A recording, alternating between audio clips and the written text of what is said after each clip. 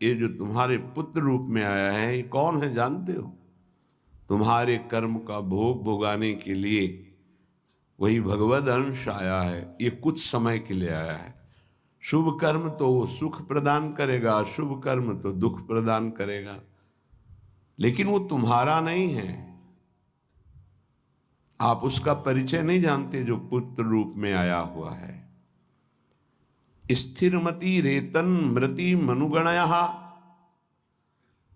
तुम्हारी बुद्धि स्थिर नहीं है, इसीलिए तुम समझ नहीं पा रहे कि गणना नहीं कर पा रहे हो कि तुम्हारी एक एक श्वास व्यर्थ में नष्ट हो रही है। आखिरी श्वास अहा किमद्य ना पश्यसि मरणम, क्या तुम देख नहीं पा रहे हो कि तुम्हारी श्वासें कम हो रही हैं, तुम मृत्यु की तरफ जा रहे हो। तुम्हारा शरीर कभी भी अचानक छूट सकता है। ऐसा नहीं कि आप वृद्धावस्था में ही जाकर मरेंगे।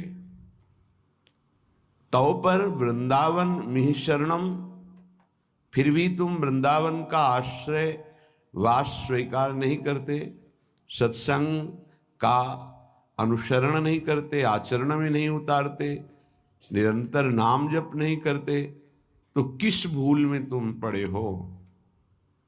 तुम्हारे पास पत्नी है, पुत्र है, संपत्ति है, इस भूल में? ये तुम्हारी नहीं है।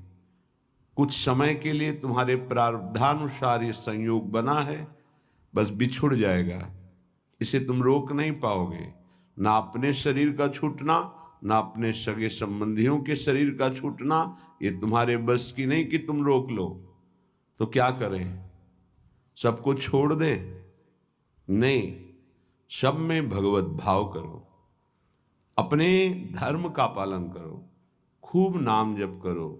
जीवन सार्थक करने के लिए बहुत आवश्यक है।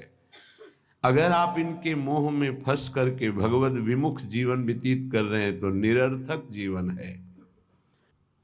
प्राण निकल जाए पर भजन नहीं छूटेगा, इसे ही भजन कहते हैं। और ऐसा भजन बहुत लोग नहीं करते, कोई कोई करता है।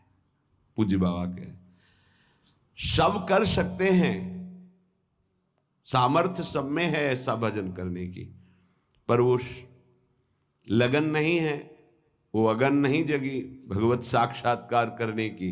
इसलिए जहां विपत्ति आई उसमें डूब गए, संपत्ति आई उसमें डूब गए, भोग आए उसमें डूब गए, प्रभु का विस्मरण हो गया। इसका यही कारण है। भजन का तात्पर्य है भजन में गोता लगाना, डूबना।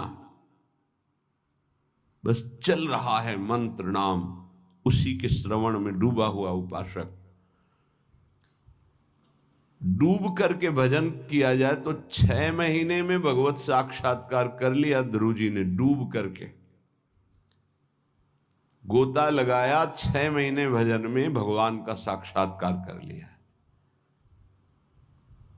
और अगर तन्मयता नहीं है भजन में तो बहुत लंबा समय निकल जाता है। देखो, इस मन को देखा,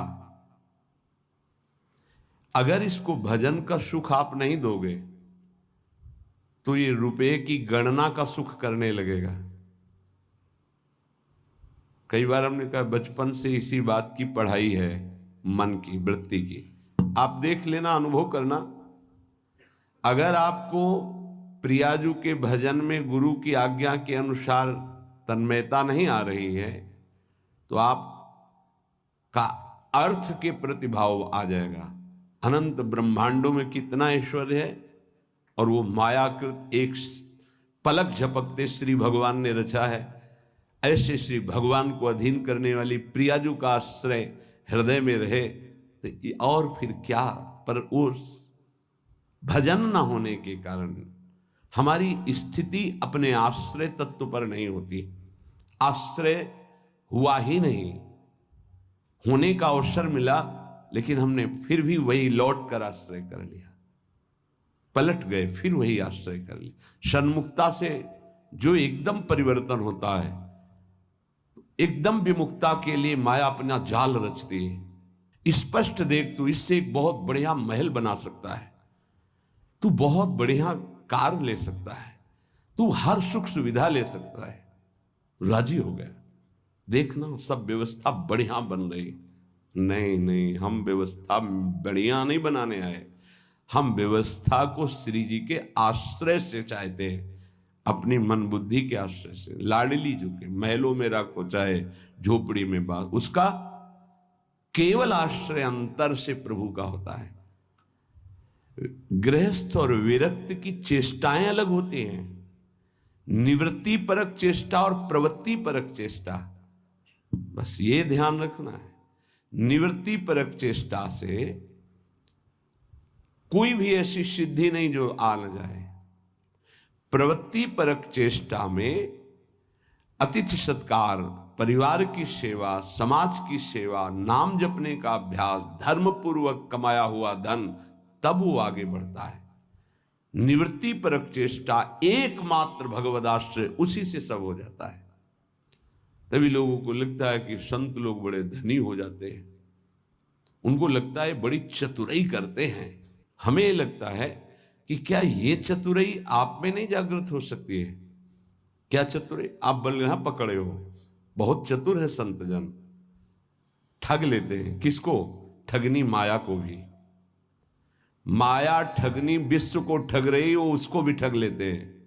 और बड़े चतुर हैं। रामई भजई ते चतुर नर, क्योंकि उस सच्चिदानंद का नाम एकत्रित किए हैं। एक नाम के ब्याज में पूरा त्रिभुवन नहीं है, उसकी बराबरी हम नहीं कह रहे नाम की ब्याज में।